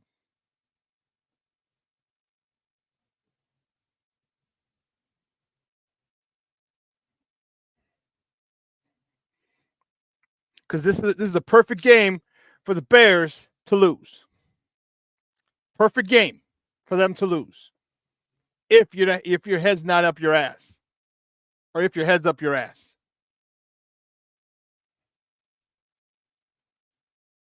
Perfect game. So you come out early. You know how we vote in Chicago? We need to come out like we'd vote in Chicago, early and often. Early and often.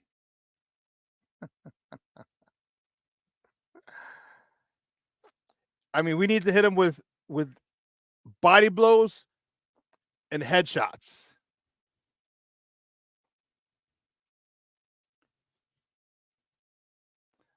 No quarter should be asked. No quarter should be taken. It's all about business. This is a great game for them to come out and methodically put up 35 points. I'll give you 28 points in the first half. Methodically. If you want to score 2 more the rest of the game, that's fine. That's fine. That's fine. But see, this is a situation that this earlier part of the schedule is allowing us to do. It's a practice to really, we're good, but we got to get better. We got to get consistent. All right, Braxton Jones, you had an issue. I think it's a good weekend. I don't know who's coming off the corner. I know Brian Burns isn't there anymore, but who's coming off the corner for Carolina, off the edge? There's a good chance for you to get back in the swing of things. Darnell Wright, same thing for you too.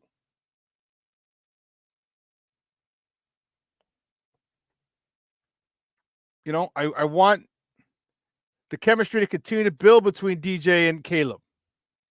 All right, on the inside route. If he hits DJ on the route where he had the inside release and it looks like DJ slowed down, if he gets him and that's another touchdown, that's beautiful.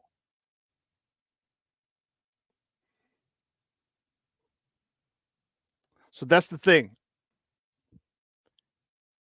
Let's get efficient. Let's become very efficient.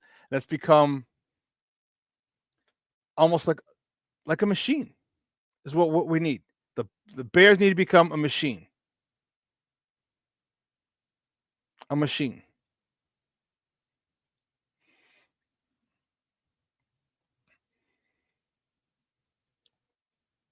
And the coaching staff needs to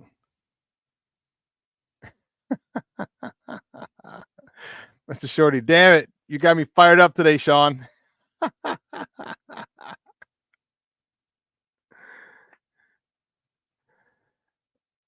You know, here's a get right game. You got two get right games. Here's a get right game. I used to love playing these games, hated coaching these games. Because for me, my mentality never changed. Maybe it was because of the way I was coached with Coach Quinn and Coach Schaller. God rest your souls. Never took anyone for granted. Never, ever, ever overlooked an opponent.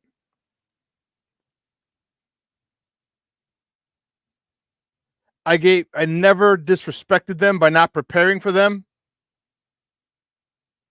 in the usual way. As a matter of fact, I would usually I would prepare more for the bad teams because I wanted to make sure that I wasn't going to be the issue. I wasn't going to be lackadaisical. I had no problem putting 50 or 60 points up on the board against teams that I'm supposed to put 50 or 60 points up on the board.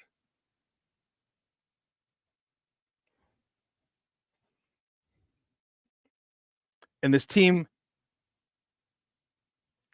and there are a lot of youngsters, some vets. Here's where the vets need to step in. Here's where Mercedes Lewis needs to step in. Here's where Tremaine Edmonds needs to step in. Like, hey, let's get focused. Okay, give them the respect they deserve. Prepare for them the way you prepare for anybody else. The way you prepare for the Super Bowl champion, the way you prepare for the Packers, the way you prepare for the division champion Lions. Give them that same respect.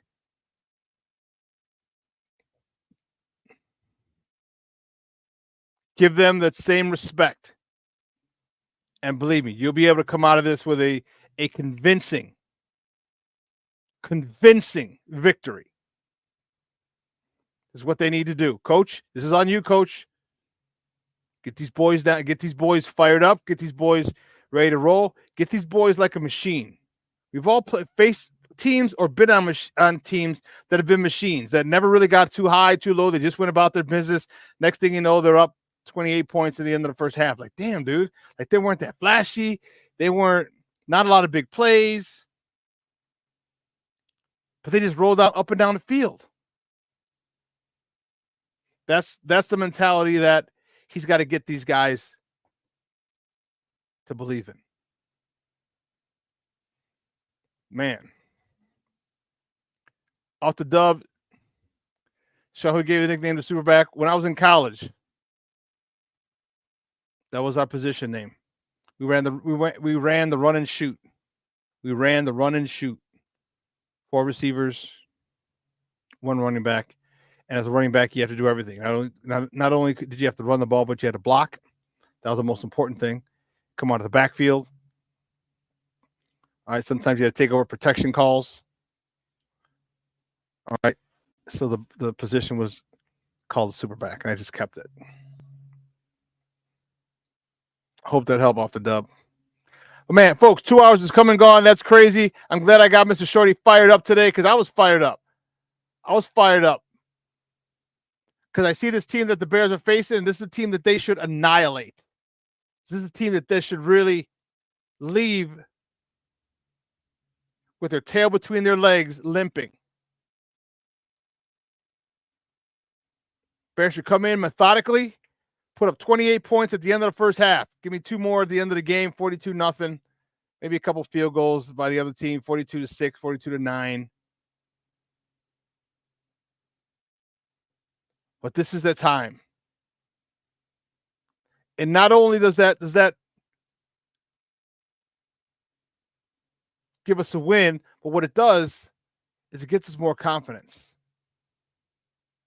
It gets this offense more confidence. Get this team more confidence. And that's what's important. We need Caleb to get some continuity and some confidence. Because when he gets confident, there are a lot of really, really good things that this young man can do. We'll be able to open up the playbook a little bit, attack downfield, where Caleb really, really, really thrives. I mean, DJ Moore, where he really, really thrives. Get him some deep ends, get him some posts, get him some corners, get him some go routes, get him. But we got to take care of that intermediate first, start to intermediate, but also that run game. And we got to protect Caleb. But man, 2 hours is come and gone, folks. I want to thank all my peoples in the chat. Man, this chat was jumping as always. I'm glad I got you fired up, Shorty. Cornelia Squall says I'm fired up too. Plank says, thank you, Shawn. Sports owners, bear down. Peace. Michelle Walls, Bears need a blowout win. Need a win a blowout game. Yes, they do. Yes, they do.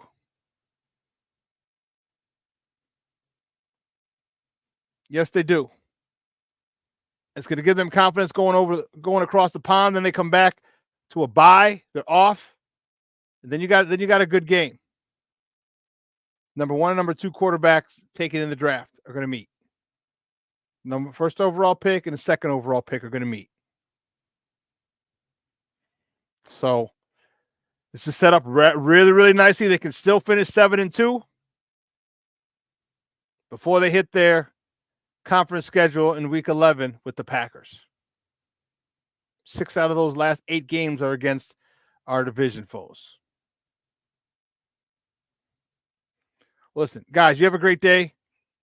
Enjoy it. It's going to be another cool one here in the Shy. A high of 72. All right, a high of 72. So make sure nice little pullover weather, little hoodie weather. Enjoy it. What are you talking about? What college? You talking about me, Mr. Shorty? You talking about me? I went to Holy Cross in Worcester, Massachusetts. Where, you know what, we're actually going to talk about the former Holy Cross Crusader who's making a big to do in Matt Sluka. UNLV, not UNILV. We'll talk about that on Friday. All right.